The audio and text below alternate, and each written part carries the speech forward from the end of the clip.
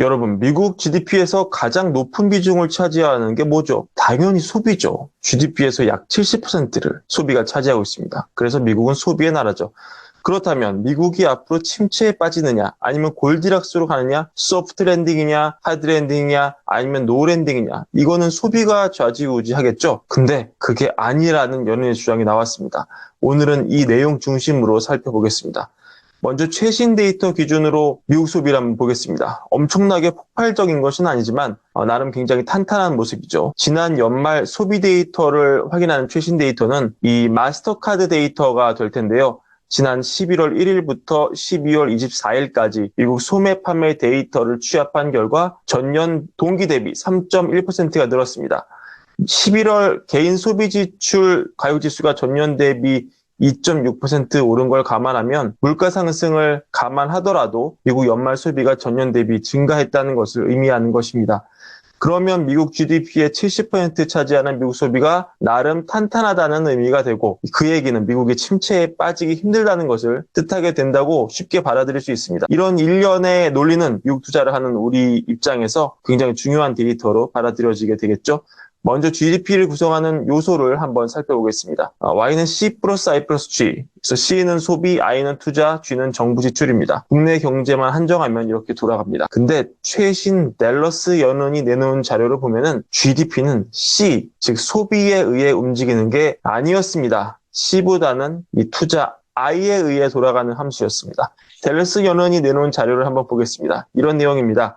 소비자 지출의 강세가 반드시 경기 침체 가능성이 낮다는 것을 의미하지는 않는다. 그래프 함께 보실까요? 자, 이 차트 보겠습니다. 차트 제목이 뭡니까? GDP 하락을 결정하는 주된 변수는 투자였다. 소비가 아니라는 겁니다. 구체적으로 오랜 기간에 걸쳐서 미국 경제가 위축되었던 시기가 나열되어 있는데, 이렇게 소비, 즉 초록색 그래프죠. 초록색 그래프는 성장을 했음에도, 심지어 위축되더라도 비교적 덜 위축되었음에도 빨간색 그래프, 즉 GDP 성장률이 여러 차례에 걸쳐 나락으로 간 것을 볼 수 있습니다. 즉 GDP 성장이 소비의 함수가 아니라는 그런 얘기가 되겠습니다. 그리고 이 두 번째 차트, 이것은 무엇을 보여줍니까? 경기 침체가 오기 전 두 개 분기 전에 소비는 늘 늘었다는 것을 보여줍니다. 침체가 오기 직전 소비는 GDP 성장의 무려 82%를 차지하면서 GDP를 캐리했습니다.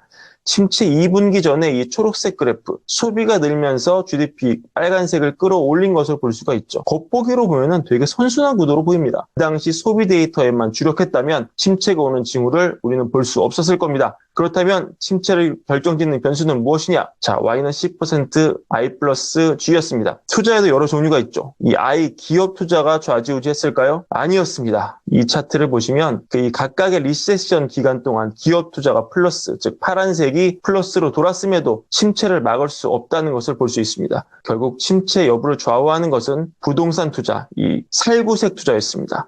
침체 2분기 전 기업 투자가 올라갔음에도 이 살구색 주택 분야 침체가 오면 2분기 이후 경제가 침체가 왔다는 것입니다. 소비가 좋고 기업 투자가 좋더라도 부동산 투자 경기가 좋지 않으면 침체가 왔던 것입니다. 그런 측면에서 지금 미국 주택협회에서 나오는 주택시장 지수를 보면은 23년 7월 최고치에서 급전직하로 내려간 상황이고, 지금은 거의 최저치를 보이고 있습니다. 이런 추세가 지속되면 미국 경제는 침체로 갈 수 있다는 것입니다. 주택 경기가 강력한 선행 지표로 기능하기 때문이죠. 그런데 지금 미국 모기지 금리가 몇 달 사이 가파르게 떨어졌습니다.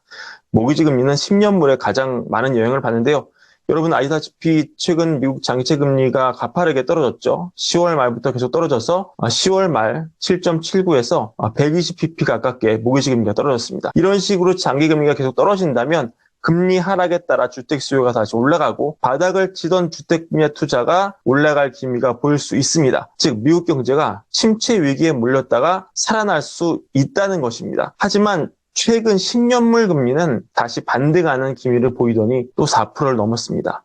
앞으로 이게 어떻게 될지 잘 알 수는 없지만, 만약에 모종의 이유로 이게 가파른 하락세를 되돌리는 방식으로 움직인다면 이에 연동되는 모기지 금리도 다시 뛰고, 그러면 주택 수요가 다시 죽고, 그러면 침체를 막을 수 없을 겁니다. 댈러스 연은 자료에 의하자면요. 그러니까 우리는 침체가 와서 혹은 침체가 올 걱정에 장기채 금리가 떨어지는 것으로 생각했는데 이런 관점에서 보면 순서가 바뀐 겁니다. 장기채 금리가 떨어져야 침체를 막을 수 있고 이게 오르면 침체를 부추길 수 있다는 것입니다. 선후관계가 뒤바뀌었다는 얘기죠. 결국은 그렇다면 장기물 금리에 따라 미국 경제를 예상할 수 있다는 얘기인데요. 과연 앞으로 장기물 금리 어떻게 움직일까요? 관련 데이터 추가로 전달해 드리면서 함께 알아보는 시간 앞으로 자주 갖도록 하겠습니다. 오늘의 브랜비언 이것으로 마치겠습니다. 구독과 좋아요 부탁드리고 시청해 주셔서 감사합니다.